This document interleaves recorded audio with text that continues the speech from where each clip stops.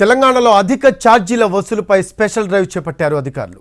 79 బస్సులను తనిఖీలు చేసి 35,000 జరిమానా విధించామన్నారు.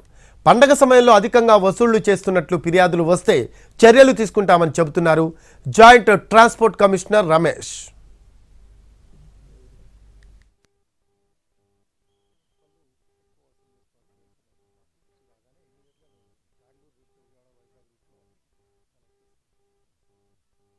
Special drive చేపట్టాము.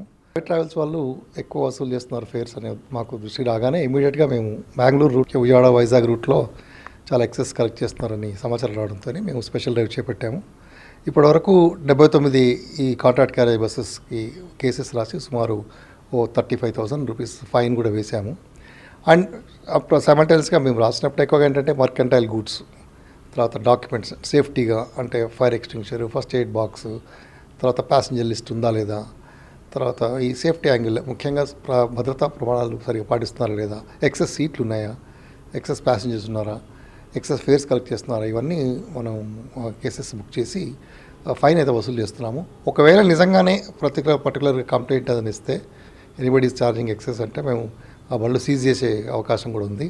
సో ప్రయాణికులందరికీ నా రిక్వెస్ట్, ఇన్ కేస్ ఎవరైనా మరీ ఎక్సెస్ ఛార్జ్ చేస్తే కనుక ట్రాన్స్పోర్ట్ డిపార్ట్మెంట్ వాళ్ళకి చెప్తే